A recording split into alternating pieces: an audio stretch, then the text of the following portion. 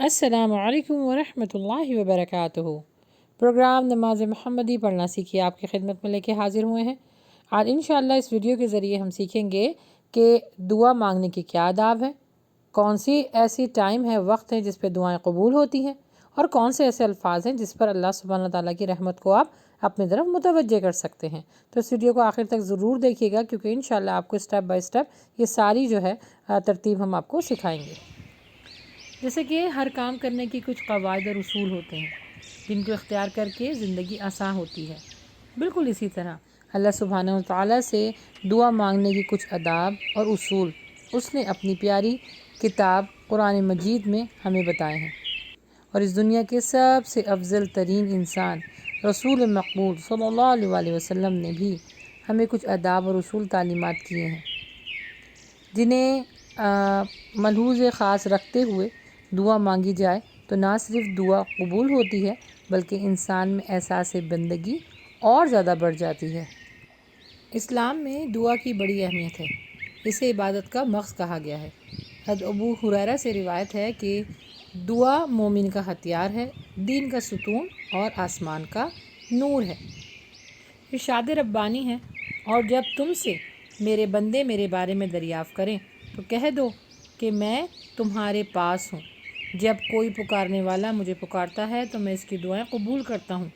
लिहाजा इन्हें चाहिए कि मेरे अहकामात मानें और मुझ पर ईमान लाएं, ताकि फ़लाह का रास्ता इख्तियार कर सकें। बेशक अल्लाह ही है दुआओं को सुनने वाला। जब आप अल्लाह सुब्हानहू व तआला से दुआ करें तो दुआ यकीन कामिल और इस पर भरोसा करते हुए मांगनी चाहिए, और दिल में सिर्फ़ यही यकीन हो कि सिर्फ़ अल्लाह ही रब्बुल आलमीन है, वही हमारी सुनता है, वही हमारी हाजात को पूरा करता है। जब कोई मोमिन बंदा अल्लाह सुब्हानहू व तआला से दुआ मांगता है आजिज़ी के साथ, इनकिसारी के साथ, रो के गिरियाजारी करते हुए, तो अल्लाह सुब्हानहू व तआला फ़रिश्तों से फरमाते हैं कि मुझे हया आती है, मैं इसकी इबादतों को, इसकी दुआओं को कबूल करूँगा, इसके हाथ खाली नहीं जाएंगे। याद रखें, मुसलमान की हर दुआ कबूल होती है, लेकिन दुआ कबूल होने की 3 हालतें हैं। नंबर 1, अगर आप दुआ मांगते हैं या तो फ़ौरन कबूल हो जाती है अगर हमारे हक़ में बेहतर होती है, और अगर कबूल नहीं होती, नंबर 2 ये है कि आखिरत के ज़ख़ीरों में उसे डाल दिया जाता है कि आखिरत में इसका बहुत अच्छा और अज़ीम अजर अता करेंगे इंशाअल्लाह अल्लाह सुब्हानहू व तआला।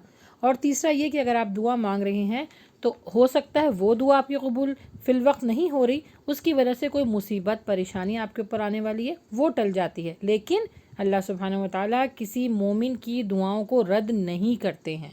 अल्लाह सुब्हानहू व तआला को ये बात बहुत पसंद है कि दुआ करते वक्त इसकी कबूलियत पर यकीन रखना चाहिए, यानी इस पर कॉन्फिडेंट होना चाहिए आपको इस कदर कि अल्लाह सुब्हानहू व तआला मेरी दुआओं को ज़रूर सुनेगा। ये अदा अल्लाह को पसंद है। इरशाद है कि ख़बरदार, बेशक अल्लाह गाफिल दिलों की दुआओं को नहीं सुनता। अब यहाँ पे गाफिल दिल से क्या मुराद है? गाफिल दिल ये कि जब आप दुआ मांग रहे हों तो आपको ये यकीन ही ना हो कि पता नहीं मेरी दुआ कबूल होगी कि नहीं, या अगर आप दुआ मांग रहे हैं तो दिल कहीं है, ध्यान कहीं है, अल्फाज कुछ हैं, अदा कुछ हो रहे हैं। याद रखिए, जिन लोगों की दुआ कबूल नहीं होती उनमें से ये हैं जो हराम खाते हैं, ज़िना करते हैं, जुल्म करते हैं।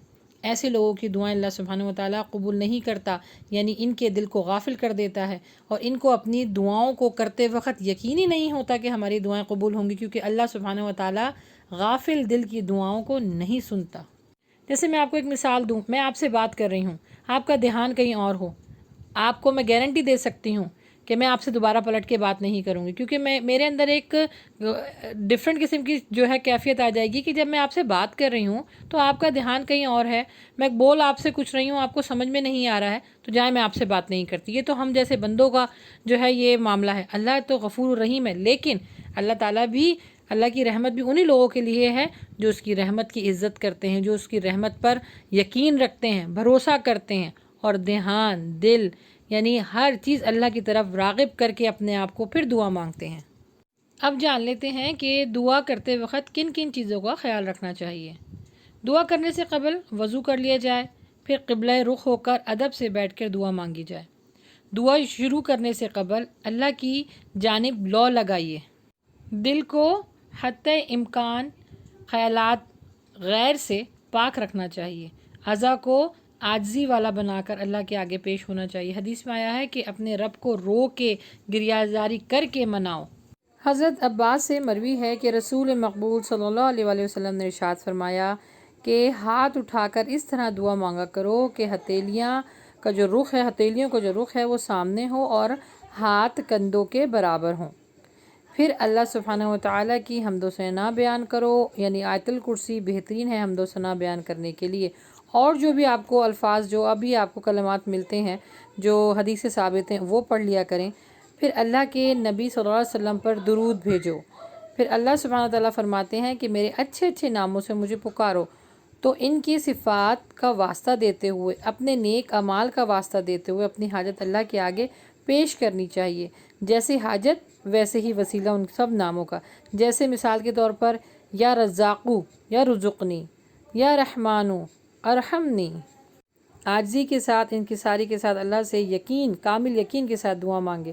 آخر میں اپنے ہاتھوں کو اپنے منہ پر پھیرنا بھی سنت ہے اور آمین کہنا بھی سنت ہے، اور دعا آہستہ آہستہ مانگنی چاہیے، چیخ کے اور زور سے آواز میں دعا نہیں مانگنی چاہیے، کیونکہ اللہ سبحانہ و تعالیٰ ہماری شہ سے زیادہ قریب ہے۔ وہ ہماری آہستہ آوازوں کو بھی سنتا ہے، وہ ہمارے دل کی آوازوں کو بھی سنتا ہے۔ اب آخر میں آپ کو بتاؤں کہ کس وقت جو ہے وہ دعائیں قبول ہوتی ہیں۔ نبی کریم صلی اللہ علیہ وآلہ وسلم نے فرمایا، سجدے کی حالت میں بندہ اپنے رب کے سب سے زیادہ قریب ہوتا ہے، اس لیے بہتر ہے کہ سجدے میں دعا مانگی جائے۔ بارش کے وقت، رات کے آخری پہر یعنی تہجد میں، اذان اور اقامت کے بیچ میں، جمعے کے دن ایک ایسی گھڑی ہے جس وقت دعا قبول ہوتی ہے، اور وہ گھڑی علماء فرماتے ہیں عصر اور مغرب کے بیچ میں ہے۔ پھر عرفہ کے دن 9 ذی الحجہ پہ دعا قبول ہوتی ہے۔ توبہ کرنے والی کی دعا جلدی قبول ہوتی ہے، چاہے وہ رات کو کرے چاہے وہ دن میں کرے، اللہ سبحانہ و تعالیٰ اس کی توبہ کا انتظار کرتے ہیں۔ زمزم پیتے وقت دعائیں قبول ہوتی ہیں۔ حدیث کے الفاظ ہیں، جو زمزم کو جس نیت سے پیے گا اس کو ویسے ہی شفا ہوگی۔ بس اللہ سبحانہ و تعالیٰ ہم سب کی دعاؤں کو قبول فرمائے، آمین۔